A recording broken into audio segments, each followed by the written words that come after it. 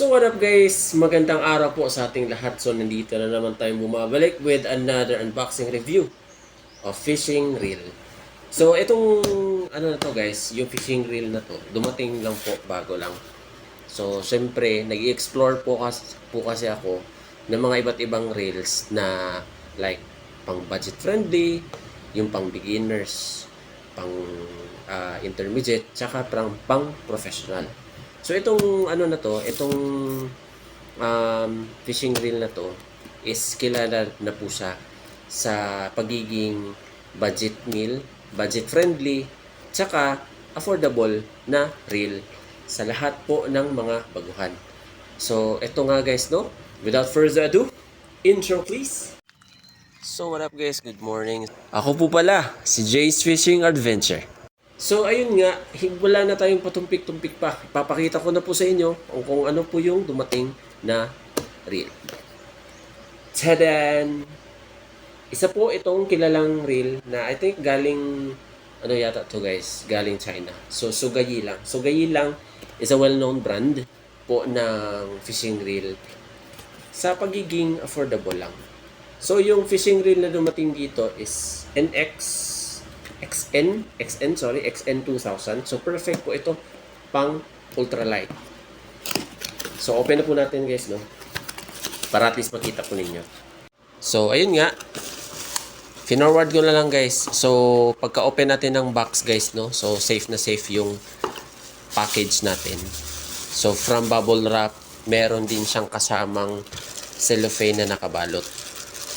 So guys, pagka-purchase ko nito guys, tapos pagkadating, wala guys, na-amaze ako. Kasi, meron na po siyang aluminum na handle. Which is, slide handle na po siya guys. Kasi, para at least may grip talaga kayo.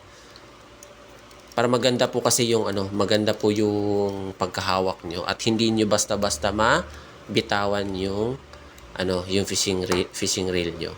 So, ayun, in-adjust na natin para at least mag-lock na po siya.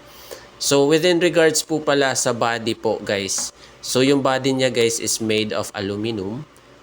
Ito, aluminum din siya. Ito, aluminum din. Yan. Spinning yan, guys. Spinning yan, mga koys. Tapos, yung bail arm niya is aluminum din. Grabe, napakabilis ng action, guys. Oh. Bumabalik agad kapag isang tulak mo lang. So, within regards po pala sa sa line capacity. Line capacity guys is nasa 200 meters max. Tapos yung average is 160. So, syempre, kapag naglagay po kayo ng line po dito, huwag nyo pong pasobrahan. Hanggat maaari lang po. Meron pong kasing naka-indicate dito na parang black. Kung pwede, dyan nyo lang po yung i-max yung yung line nyo para mag-iwas po siya, hindi po siya magbuhol-buhol or yung tinatawag natin na wind knot. So, syempre, isa din yung wind knot na nakakadagdag ng stress din kasi guys sa angler. Kapag nagka-cast po kayo tapos nagwi-wind knot, yun, totally. Kasi sa pagkatapon nyo po ng fishing minnow lure, tapos nag-wind knot siya, syempre, yung iisipin mo is yung line mo.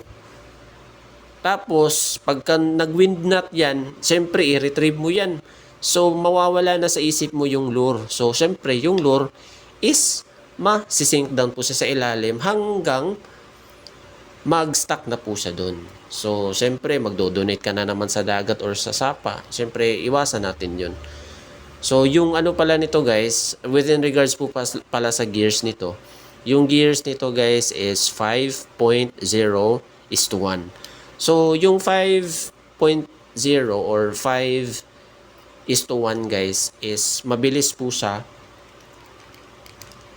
na mabilis po yung pagka fast pace po mismo ng pag-ikot.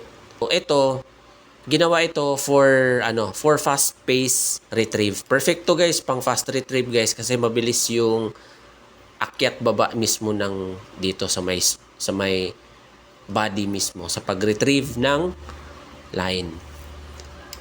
So, ito nga guys, first impression ko, hindi pala, meron pa palang anti-reverse saka reverse. So, syempre, ito yung retrieve natin, anti-reverse. So, lock siya guys. Hindi po siya basta-basta na re-reverse. If in case, kung gusto nyo po siyang i-reverse, hit nyo lang po doon kasi may adjustable naman dyan. So, pwede na po siya mag counterclockwise and clockwise. Yun. Alright. So, sound check tayo guys. So, syempre na to mention, meron din siyang logo din dito guys. Sugay lang. Sound check. Yayamanin. Syempre, meron pa. Oops. Ay. Ganda ng tunog guys. Syempre. Sugay lang yan.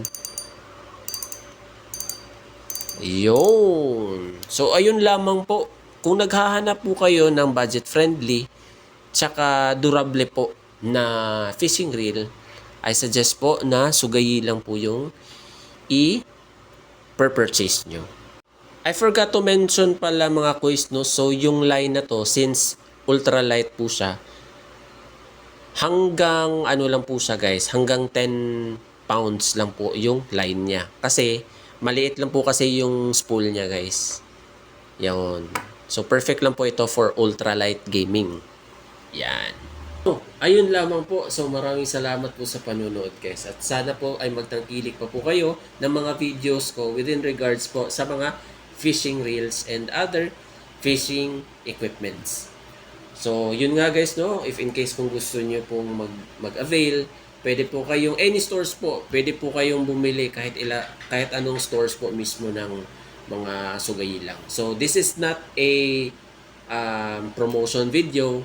So, this is only for lang po guys, to share my experience to have this kind of fishing reel. Budget friendly guys, tsaka maganda na po yung maganda na po yung performance mismo ng reel. So, maraming salamat po. God bless. Goodbye. Paalam. Ciao.